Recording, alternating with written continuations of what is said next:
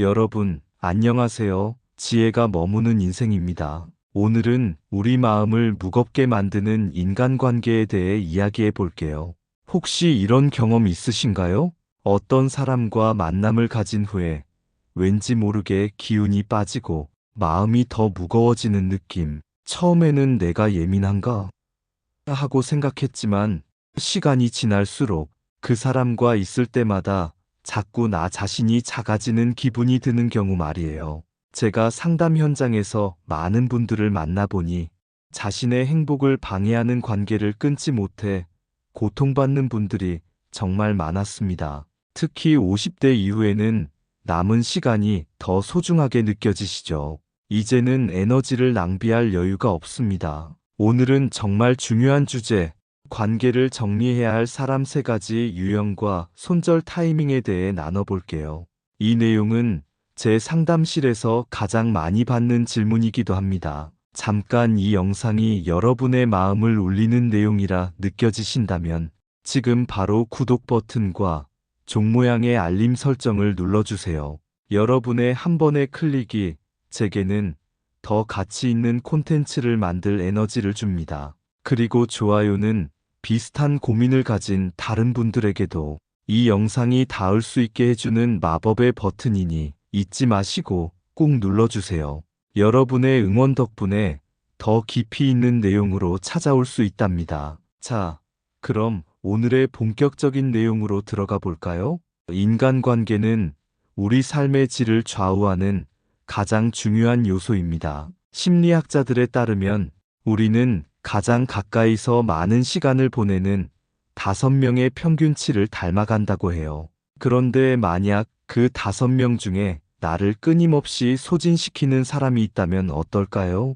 여러분, 이제는 감정 낭비를 그만하고 자신을 지키는 법을 배워야 할 때입니다. 지금부터 인생에서 과감히 정리해야 할 3가지 유형의 사람들과 그들과 거리를 두어야 할 정확한 타이밍에 대해 알려드리겠습니다. 첫 번째 유형, 일방적 관계를 만드는 사람. 첫 번째로 경계해야 할 유형은 나를 생각해주지 않는 사람, 즉 일방적인 관계를 만드는 사람입니다. 이런 유형의 특징은 무엇일까요?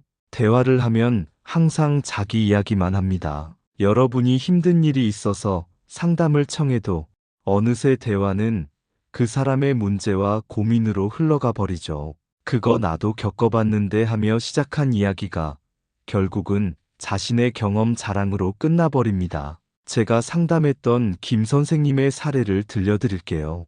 60대 초반의 김 선생님은 은퇴 후 30년 지기 친구와 자주 만났습니다. 그런데 매번 만남 후에는 왠지 모를 허탈함과 피로감이 밀려왔다고 해요.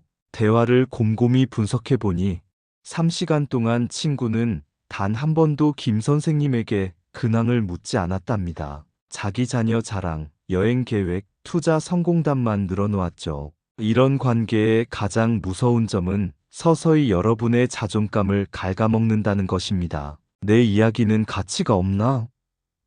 나는 들어주기만 하면 되는 사람인가? 하는 생각이 자리 잡게 되죠. 그렇다면 이런 사람과의 관계를 정리해야 할 타이밍은 언제일까요? 첫째, 여러분의 헌신과 배려에 고맙다는 말조차 없을 때입니다. 당연하게 여기는 것이죠. 둘째, 나 없으면 이 사람은 어떡하지? 라는 착각으로 계속 참고 있을 때입니다. 이것은 건강한 염려가 아니라 여러분을 묶어두는 함정입니다. 셋째, 만남을 마치고 돌아올 때마다 에너지가 바닥나는 느낌이 3번 이상 반복될 때입니다. 우리 몸의 느낌은 거짓말을 하지 않아요. 이런 관계에서 벗어나기 위한 대처법은 무엇일까요? 먼저 내가 해주는 것이 이 관계의 전부인가? 라고 자신에게 물어보세요. 객관적으로 관계를 바라볼 필요가 있습니다. 다음으로 단번에 관계를 끊기보다는 점진적으로 물리적 거리두기를 시작하세요. 연락 빈도를 줄이고 만남의 시간을 조금씩 짧게 가져보세요. 마지막으로 여러분의 이야기를 들어줄 새로운 관계에 시간을 투자하세요. 일방적인 관계에서 빠져나오는 가장 좋은 방법은 건강한 관계의 맛을 경험하는 것입니다. 두 번째로 주의해야 할 유형은 은근히 깎아내리는 사람입니다. 이들은 무례함을 장난이나 농담으로 포장하는 특징이 있어요. 그걸 몰라? 넌 맨날 그 모양이지. 네가 그렇게 할 줄 알았어. 이런 말들 한두 번은 넘길 수 있지만 계속해서 들으면 어떤 기분이 들까요?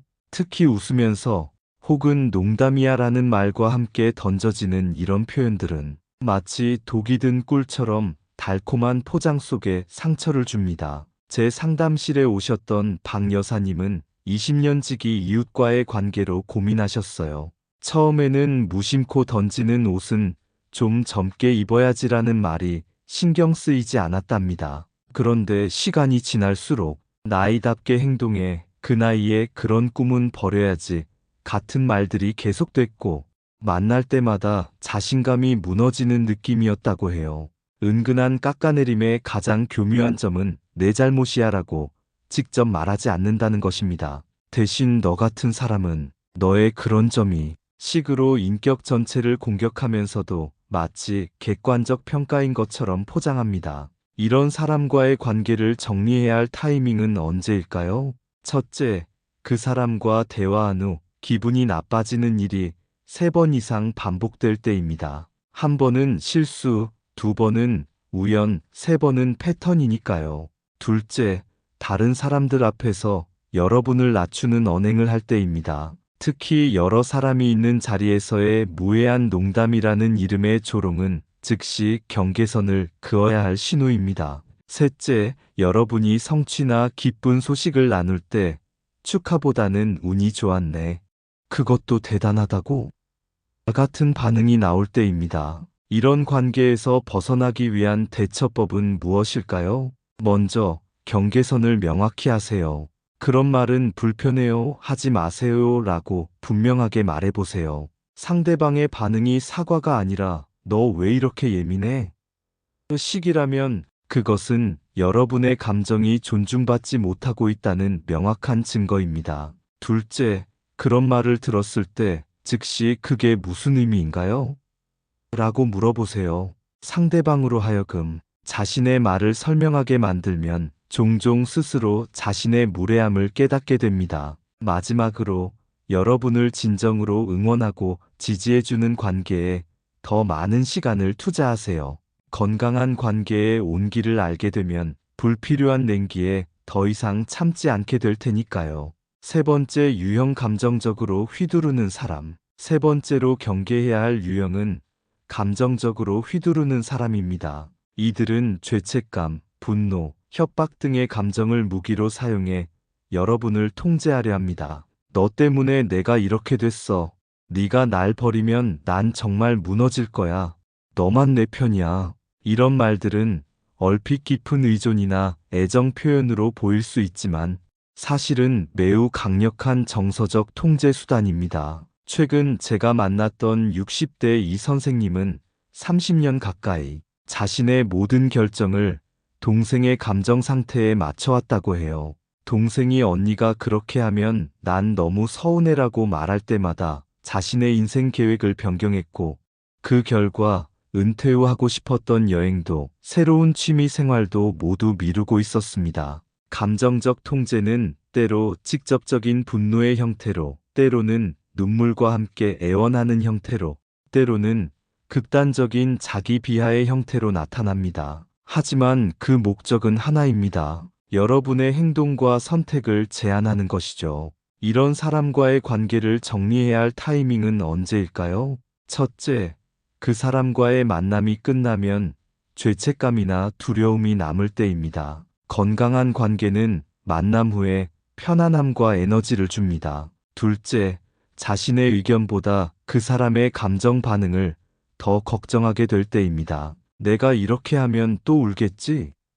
라는 생각이 결정을 좌우한다면 감정적 종속 상태에 빠진 것입니다. 셋째, 그 사람의 감정 폭발이나 극단적 반응이 여러분이 일상적 활동, 여행, 친구 만남, 취미 생활을 제한할 때입니다. 이런 관계에서 벗어나기 위한 대처법은 무엇일까요? 먼저 단호한 표현을 연습하세요. 내 감정은 내 몫이야. 나는 내 감정에 책임이 없어라고 말하는 훈련이 필요합니다. 처음에는 어색하고 잔인하게 느껴질 수 있지만 이것은 건강한 경계 설정의 시작입니다. 둘째, 심리적 거리두기를 시작하세요. 모든 감정적 호소에 즉각 반응하지 말고 생각할 시간을 가지겠다고 말해보세요. 지금은 대답하기 어려워 생각해보고 연락할게. 라는 말은 여러분에게 심리적 안전망을 제공합니다. 마지막으로 점진적으로 물리적 거리도 확보하세요.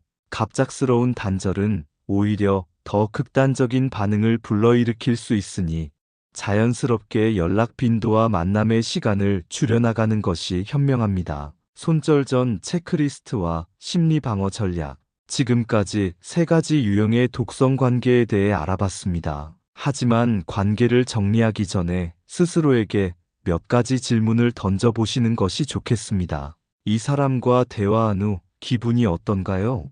대부분 나쁘다면 빨간불입니다. 이 관계에서 주고받음이 균형적인가요? 내가 90%, 상대가 10% 정도라면 재고해 볼 필요가 있습니다. 내 의견과 감정이 존중받고 있나요? 매번 무시된다면 그건 관계가 아니라 착취입니다. 이 사람과 함께 있을 때 나는 어떤 사람이 되나요?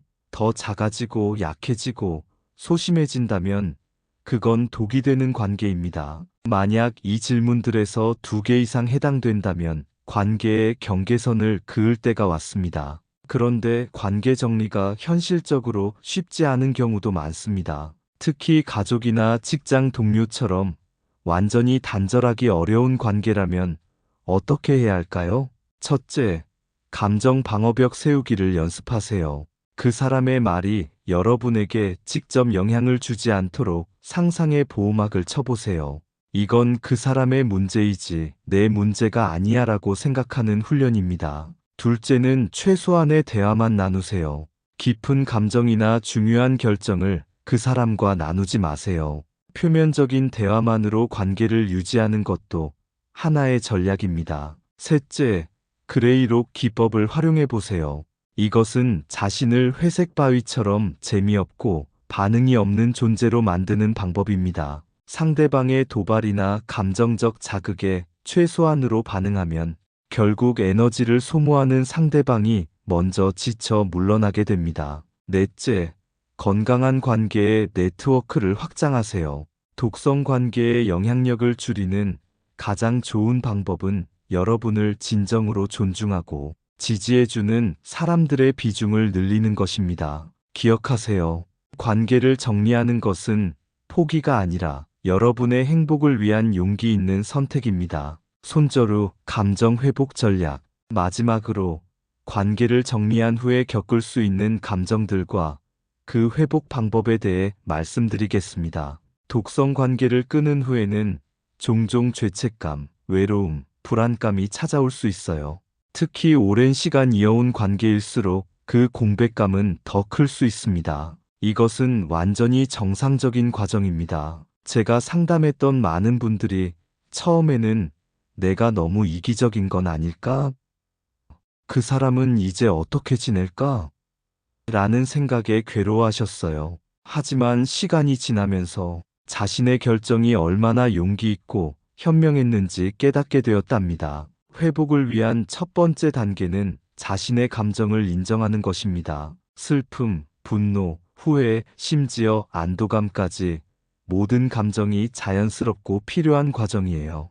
둘째, 일기를 써보세요. 그 관계에서 무엇이 여러분을 힘들게 했는지, 지금의 결정이 왜 필요했는지 기록해두면 흔들릴 때 다시 읽어볼 수 있습니다. 셋째, 전문가의 도움을 구하세요. 상담사나 심리치료사와의 대화는 감정을 정리하고 새로운 시작을 준비하는데 큰 도움이 됩니다. 무엇보다 자신을 향한 온정과 인내가 필요합니다. 오랜 시간 형성된 관계 패턴을 바꾸고 새로운 삶의 균형을 찾는 데는 시간이 걸립니다. 그리고 기억하세요.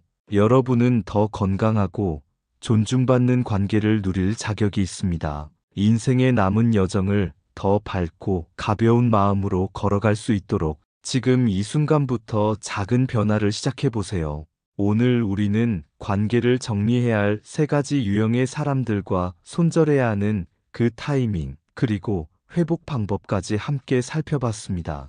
관계를 끊는 것은 이기적인 선택이 아닙니다. 내 인생의 주인은 나니까요. 곁에 두는 사람만큼 곁에 두지 않아야 할 사람도 중요합니다. 우리의 시간과 에너지는 한정되어 있습니다. 특히 인생의 후반부에는 더욱 소중한 자원이죠. 그 귀한 시간을 누구와 어떻게 보낼지는 철저히 여러분의 선택이어야 합니다. 이 영상이 여러분에게 작은 용기와 위로가 되었길 바랍니다. 여러분은 혼자가 아닙니다. 똑같은 고민을 하는 많은 분들이 있고 그 고민 끝에 더 행복한 관계와 삶을 찾아가고 있습니다. 여러분의 소중한 시간을 내어주시고 들어주셔서 감사합니다. 좋아요와 구독, 그리고 여러분의 경험과 생각도 댓글로 나눠주시면 정말 감사하겠습니다. 다음에 더 좋은 내용으로 찾아뵙겠습니다. 오늘도 행복한 하루 보내세요. 지혜가 머무는 인생이었습니다.